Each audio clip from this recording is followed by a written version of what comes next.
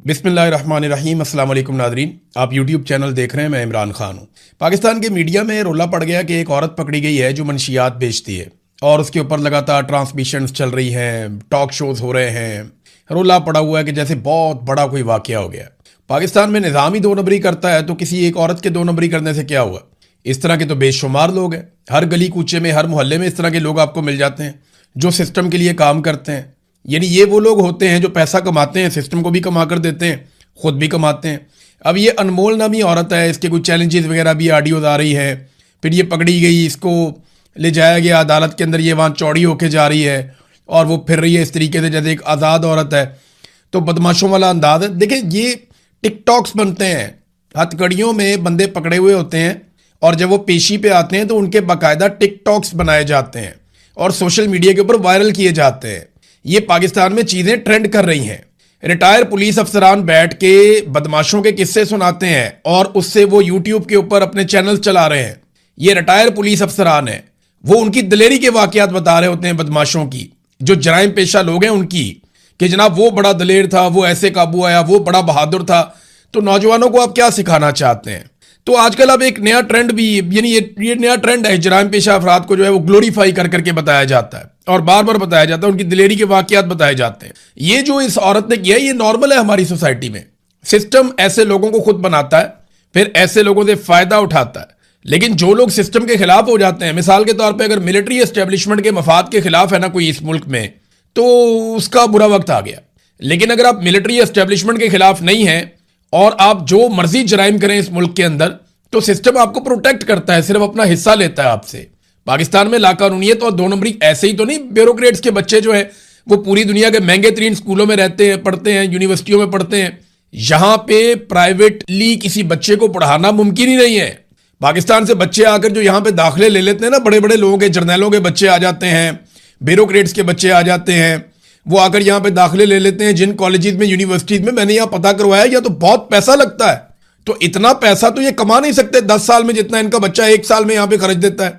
और बेशुमार जो है वो सिस्टम के अंदर लोग ऐसे ही काम करते हैं। अभी इस्लामाबाद वाले स्कैंडल में ब्यूरोक्रेट्स के पैसे फंसे हुए हैं, सरकारी अफसरान का पैसा फंसा हुआ, करोड़ों रुपए एक एक बंदे ने लगा दिया।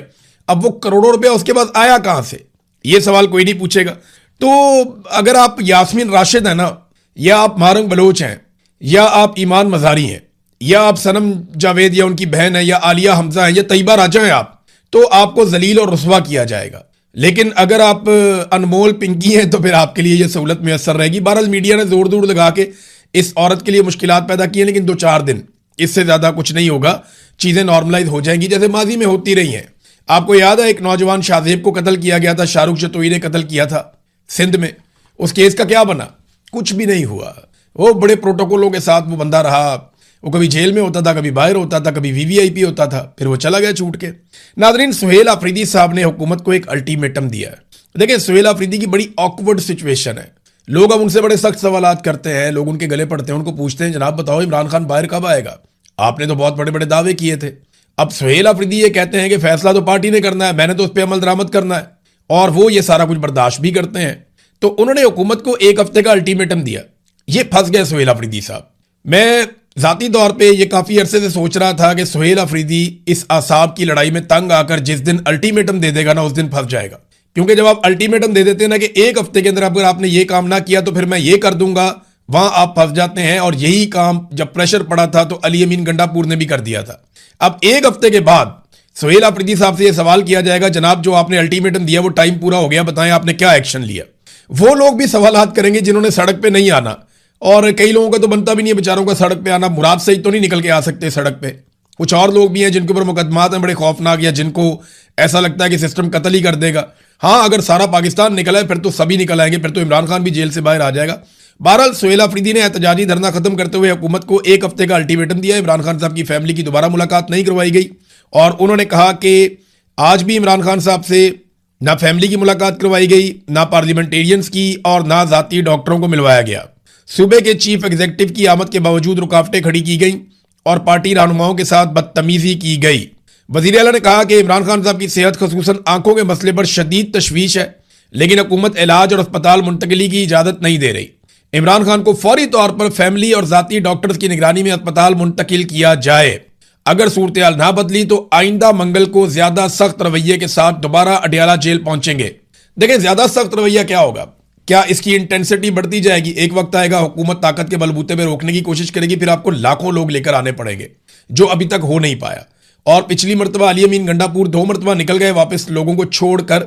सुहेल आफरीदी के लिए ये बहुत मुश्किल होगा कि वो अली अमीन गंडापुर वाला एटीट्यूड अपनाए, इसलिए उनकी ये कोशिश होगी कि उनको ना जाना पड़े और उनके जाए बगैर काम हो जाए। लेकिन अगर उन्हें जाना पड़ गया तो इस मरतबा सूरत हाल कुछ और निकलेगी।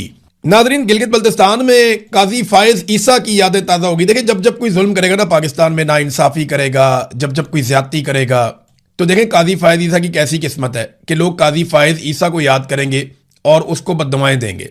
कैसी बात है, एक ऐसा मुनसिफ पाकिस्तान में रहा जिसने बेशर्मी और ढिठाई से वो कुछ किया पाकिस्तान के अंदर, ऐसा जुल्म किया पाकिस्तान के अंदर और इंसानी हकूक की ऐसी ऐसी पामालियों को होने दिया उस मुनसिफ ने पाकिस्तान के अंदर कि आज उस शख्स को स्याह हरूफ में याद किया जाता है, गंदे अलकाब उसको दिए जाते हैं। वजह क्या है कि इस आदमी ने वो जुल्म और ज्यादती की और ऐसी जानिबदारी दिखाई जो काजी के मनसब के शाया निशान ही नहीं था। हाँ, जजेस करते हैं 2 नंबरियां, थोड़ा इधर उधर कर देते हैं, लेकिन काजी फायज ईसा ने तो कमाल ही कर दिया था। देखें, गिलगित बल्तिस्तान के इलेक्शन में क्या हुआ, काजी फायज ईसा ने क्या किया था इलेक्शन से पहले, चंद दिन पहले पाकिस्तान तहरीक इंसाफ का इंतखाबी निशान छीन लिया था। फिर तहरीक इंसाफ ने कभी इस निशान पे, कभी इस निशान पे, कभी इस निशान पे इलेक्शन लड़ा, उसका बड़ा नुकसान भी हुआ। बाद में उन्होंने मखसूस नशस्तें भी तहरीक इंसाफ से छीन ली। अब यही फॉर्मूला लगा दिया गया गिलगित बल्तिस्तान में। हुआ यह कि गिलगित बल्तिस्तान डेमोक्रेटिक पार्टी, ये GBDP, ये एक पॉलिटिकल पार्टी रजिस्टर्ड हुई गिलगित बल्तिस्तान में और पाकिस्तान तहरीक इंसाफ ने इसके साथ इत्तेहाद कर दिया। इस पॉलिटिकल पार्टी को इलेक्शन कमीशन ने एक इंतखाबी निशान अलॉट किया जो कि पोलो मैन का इंतखाबी निशान था। गिलगित बल्तिस्तान में पोलो का खेल बहुत मकबूल है। चित्राल में और गिलगित बल्तिस्तान में जो सबसे ज्यादा मकबूल खेल है वो पोलो है, बहुत पसंद करते हैं लोग। इनकी टीमों का फाइनल होता है हर मरतबा और बड़ा शानदार फाइनल होता है, पूरे देहात के देहात, शहरों के शहर आते हैं इसको देखने के लिए। तो पोलो के जगह जगह पे वहां मैदान भी बने हुए हैं। तो पोलो का इंतखाबी निशान पोलो मैन का दिया कि घोड़े पे बैठा हुआ आदमी और वो पोलो खेल रहा है। तो ये इंतखाबी निशान से जो है वो GBDP बड़ी खुश थी, political party, Gilgit Baltistan democratic party. लेकिन जब पाकिस्तान तहरीक इंसाफ ने उसके साथ इत्तेहाद किया तो इस पार्टी से इंतखाबी निशान छीन लिया गया, बिल्कुल वैसे ही छीन लिया गया जैसे सुन्नी इत्तेहाद कौंसिल से भी उनका इंतखाबी निशान ले लिया गया था। ये मोहम्मद उमैर साहब ने भी रिपोर्ट किया, बहुत सारे और लोगों ने रिपोर्ट किया। तो काजी फायज ईसा की एक मरतबा फिर याद ताज़ा कर दी कि तो निज़ाम इस लेवल तक पहुंचा हुआ, जब सेक्टर कमांडर को हुक्म हो जाता है ना कि कुछ भी हो जाए आपने जीतने नहीं देना पाकिस्तान तहरीक इंसाफ को, तो वो बेचारा फिर सारा कुछ ही करता है। इंतखाबी निशान छीन लो, बंदे बंद कर दो, टिकटों की तकसीम गलत करवा दो, पार्टी के अंदर लड़ाइयां करवा दो, दूसरी पॉलिटिकल पार्टी के बक्से भर दो, इस पॉलिटिकल पार्टी के खिलाफ फॉर्म 47 जारी करवा दो। बहुत सारे काम बेचारे को करने पड़ते हैं। वो सारे गुनाह कर रहा होता है जो हलफ लेते वक्त उसने कहा था कि वो ऐसा कुछ नहीं करेगा। एक ऑफिसर को अपने हलफ की खिलाफ वर्जी करनी पड़ती है, अपनी आखिरत का बेड़ा गर्क करना पड़ता है। और अल्लाह रब्बुल इज्जत के सामने जब ये लोग पेश होंगे तो मैं हैरान होता हूं, जिस तरह इन्होंने कौम का हक छीना है, ये अपने रब को जवाब कैसे देंगे? और रब इन्हें मौका ही नहीं दे रहा माफी मांगने का। यानी इनकी रस्सी इतनी दराज की हुई है। कभी कभी आप लोग सोचते हैं ना, मुझे लोग मिलते हैं वो ये कहते हैं कि यार अल्लाह ताला इनको पूछता क्यों नहीं है, ये इतना जुल्म कर रहे हैं। तो मेरे दिमाग में एक ही जवाब आता है, वो ये है कि रब इन्हें माफी मांगने का मौका भी नहीं दे रहा। यानी रब इनको टुनका ही नहीं लगा रहा। इनके लिए इनके गुनाह, इनका जुल्म और इनका जबर जो है अल्लाह ताला ने खुशनुमा बना दिया है कि जाओ जाके कर लो जो करना है। और ये करते चले जा रहे हैं। ये समझते हैं कि ये इस्लाह कर रहे हैं, हालांकि ये पाकिस्तान की बर्बादी कर रहे हैं और सबको नजर आ रही है होती हुई। और इन्होंने रब को जाके जवाब देना है, तो इनको तो माफी का मौका भी नहीं मिल रहा। इनकी रस्सी इतनी दराज हुई है नाज़रीन। और रस्सी दराज का यानी आप यहां से अंदाजा करें ना कि ये अपनी तशहीर के लिए कैसे पैसा खर्च करते हैं। ये एक जर्नलिस्ट हैं और उन्होंने पंजाब से खबर दी है। खबर बड़ी इंटरेस्टिंग है। अनवर समरा साहब हैं और इन्होंने खबर दी और खबर में बताया कि मरियम नवाज साहिबा ने कितने अरब रुपए अपनी जाती तशहीर पे, टिकटॉक्स बनाने के ऊपर, डिफरेंट सोशल मीडिया के ऊपर खर्च कर दिए। आपने देखा होगा बहुत सारे, एक बात याद रखिएगा, सोशल मीडिया के बहुत सारे इन्फ्लुएंसर ने वो बड़ी खामोशी से हर वीडियो में, 2 वीडियोस के बाद कहीं ना कहीं पंजाब हुकूमत की, मरियम नवाज की तारीफ करके चुप करके नीवे नीवे होकर निकल जाते हैं और नोटिस नहीं हो रहे। लेकिन वो बारीक वारदात लगातार डालते चले जा रहे हैं। कभी उन्हें पंजाब गवर्नमेंट के किसी प्रोजेक्ट पे पहुंचा दिया जाता है, उसकी तारीफें करते हैं, निकल जाते हैं। कभी उन्हें मरियम नवाज की गुजरते गुजरते कहीं पे कोई एक तारीफ कर देते हैं, निकल जाते हैं। कभी बाजार में जाते जाते कोई चीज उनको दिखाई जाती, ये सब प्लानिंग के तहत हो रहा है और इसके लिए पैसा खर्च किया जा रहा है। पहले साल मरियम नवाज ने जो पैसा खर्च किया वो 7 अरब रुपया सरकारी, यानी आपका और मेरा 7 अरब रुपया मरियम नवाज ने खर्च कर दिया और इसमें से ज्यादातर पैसा अपने चहीतों को दिया गया, ऐसी कंपनियों को जो उनके चहीतों की हैं। और ये सोशल मीडिया पे मरियम नवाज की टिकटॉक पे इधर उधर ये सारी तारीफें करने पे पैसा लगाया गया।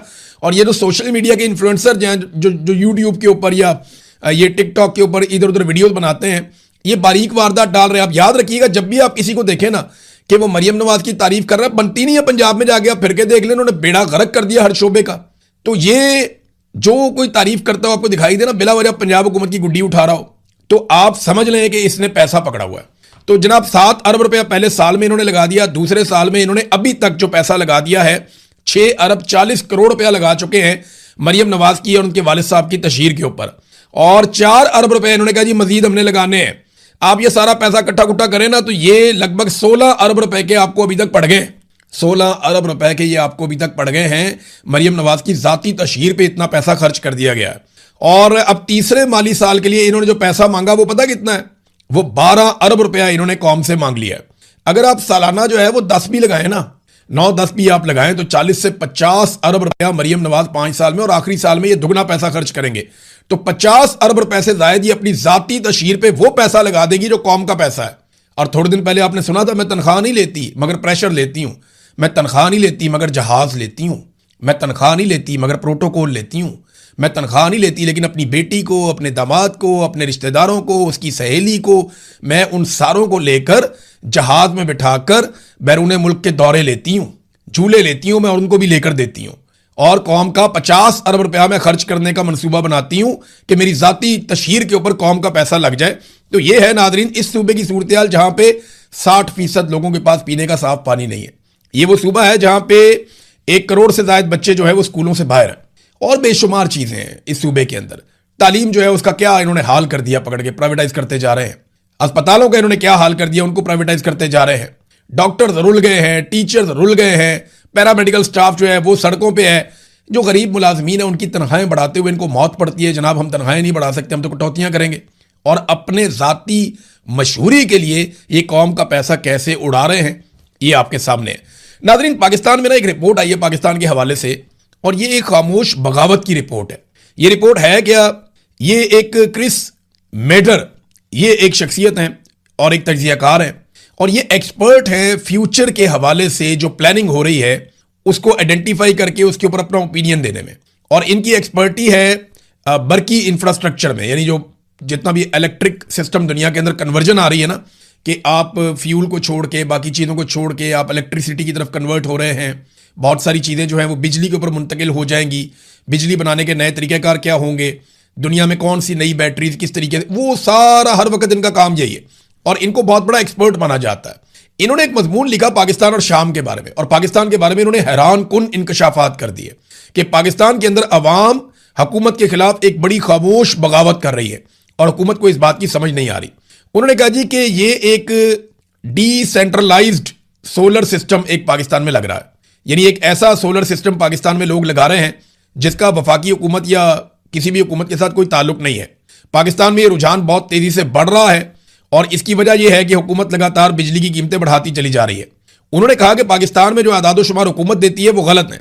2025 के आखिर तक पाकिस्तान ने मजमूई तौर पर, अब ये डाटा इन्होंने कैसे इकट्ठा किया, क्योंकि ये एक्सपर्ट हैं, पूरी दुनिया से डाटा मंगाते हैं कि किस किस कंपनी ने कितने कितने सोलर पैनल्स बनाए और किन किन ममालिक को वो फरोख्त किए गए। तो इस डाटा के मुताबिक ये बताते हैं कि पाकिस्तान में मजमूई तौर पर 51.5 गीगावाट के सोलर पैनल्स दरामद किए गए, मंगवाए गए हैं। 51.5 गीगावाट। 1 मेगावाट जो है ना, यानी 1 गीगावाट के अंदर 1000 मेगावाट होते हैं। 1 गीगावाट में 1000 मेगावाट होते हैं। पाकिस्तान की टोटल बिजली बनाने की जो सलाहियत है, अगर पूरी पाकिस्तान लगा दे, सारे आईपीपी चल जाए, हर चीज फुल टाइम चले, तो लगभग 40 से 43,000 इतना बनता है। पाकिस्तान की टोटल जो जरूरत है वो भी इतनी ज्यादा नहीं है। तो दिन के वक्त अगर पाकिस्तानी धूप निकले और बिजली बनाए सोलर से, तो जो पाकिस्तान ने इंपोर्ट किए हैं वो उनकी मिकदार है 51.5 गीगावाट। ये सोलर पैनल पाकिस्तान में आ चुके हैं, लेकिन नेट मीटरिंग और सरकारी रिकॉर्ड के मुताबिक ये सिर्फ 5.3 से 6.8 गीगावाट तक ही दर्ज है। यानी इन्होंने जो दर्ज किया हुआ है उससे 10 गुना कैपेसिटी है पाकिस्तानियों के पास सोलर को इस्तेमाल करने की। अब लोग खामोशी के साथ अपनी छतों पे हर जगह पे सोलर लगा रहे हैं और सरकार के सिस्टम से निकलने की कोशिश कर रहे हैं। अगर फ्यूचर में चाइना ऐसी बैटरियां दे देता है जो बहुत सस्ती हैं और बहुत देर तक चलती हैं, तो फिर पाकिस्तान की सरकार पाकिस्तानियों से पैसा नहीं निचोड़ सकेगी और यहां पे एक ऐसी जंग लग जाएगी कि पाकिस्तान की सरकार यह कहेगी कि जो भी अपने घर में सोलर लगाएगा सरकार उससे टैक्स लेगी, जो अभी पिछले दिनों आपने सुना भी। तो ये वो खामोश इनकलाब है जो पाकिस्तान के अंदर आया। अब ये पैसा कैसे इकट्ठा करेंगे?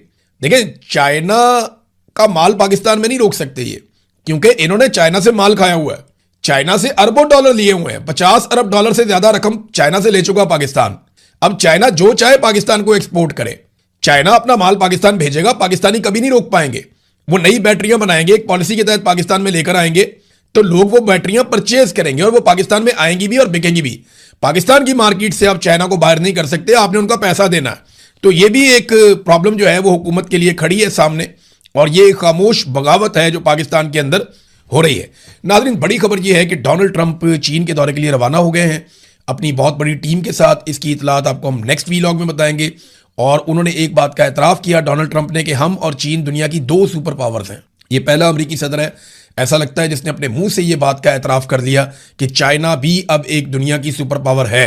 और देखें ना, इस वक्त सूरत हाल भी यही है कि चीनी जहाज धड़ाधड़ गुजर रहे हैं। मैंने पिछले वीलॉग में आपको बताया था 4 जहाज, अभी 2 जहाज उसके बाद से लेकर अब तक मजीद आबनाए हुर्मुज़ में से और अमरीकी मुहासरे को अबूर करते हुए, नाकाबंदी को अबूर करते हुए वो चीन की तरफ जा रहे हैं और चीन से निकलकर दूसरी तरफ भी जा रहे हैं। तो चीनी जहाजों को नहीं रोका जा पा रहा, जंग के माहौल में उनको नहीं रोक रहे। तो इसका मतलब क्या है? इसका मतलब यह है कि चाइना लगभग सुपर पावर है। ये प्रोटोकॉल तो सुपर पावर का ही होता है और किसी का नहीं होता। और एक और चीज मैं आपको बताता हूं, बड़ी इंटरेस्टिंग है। डोनाल्ड ट्रंप एक तकरीब में खिताब कर रहे थे अमेरिका में, तो अचानक से वो घबरा गए। परिंदा आया उनके ऊपर से, यहां से गुजरा तो वो घबरा गए और घबराकर उन्होंने कहा कि मुझे लगा जैसे ड्रोन आ गया है। ये डोनाल्ड ट्रंप को क्यों लगा, ये मैं आपको बताऊंगा एक पूरा वीलॉग करके। डोनाल्ड ट्रंप ने कहा कि ऐसे खतरनाक ड्रोन बन चुके हैं कि, और वो किस तरह के हैं उसके बारे में आप जानते हैं। तो ज्यादातर लोग नहीं जानते कि ड्रोन्स किस तरह के हैं और वो क्या क्या कर सकते हैं। किसी एक वीलॉग में जो मैं हथियारों की बात करूंगा वहां आपको बताऊंगा कि डोनाल्ड ट्रंप का डरना कितना दुरुस्त था।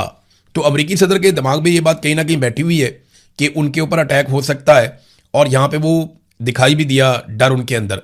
एक और चीज नाजरीन, पाकिस्तान के हवाले से एक दावा किया जा रहा है और बार बार ये दावा किया जा रहा है कि पाकिस्तान ने ईरानी तैयारों को, जो उनके जासूस तैयारे हैं, उन्हें पाकिस्तान के मुख्तलिफ हवाई अड्डों पर खड़ा किया हुआ, ये दावा किया गया। और अमेरिकन के अंदर बड़ी गर्मी है इस बात को लेकर। इसके ऊपर जो है वो सेनेटर ग्राहम, जो वैसे ही बहुत खिलाफ है पाकिस्तान के बिला वजह और ईरान के तो बहुत ही खिलाफ है, उन्होंने ये सवालात पूछे सेंटकॉम के कमांडर से, जनरल कैन से। उन्होंने कहा जी, क्या आप इन रिपोर्ट से आगाह हैं कि पाकिस्तान ईरानी तैयारों को खड़ा करने के लिए अपने अड्डे इस्तेमाल करने की इजाजत दे रहा है? जनरल कैन ने कहा, जनाब मैं इस हवाले से मैंने एक रिपोर्ट देखी है। तो सवाल किया गया कि क्या यह दुरुस्त है? तो जनरल कैन ने कहा, जी मुख्तलिफ नौयत के खुफिया मामलात के बायस मैं सिर्फ इतना ही कहूंगा, बस जितना मैंने कह दिया कि मैंने रिपोर्ट देखी है। तो सेनेटर ग्राहम ने कहा, अगर यह दुरुस्त है तो क्या आप समझते हैं कि ये एक गैर जानिबदार सालिस होने के दावे से मुतसादिम नहीं है?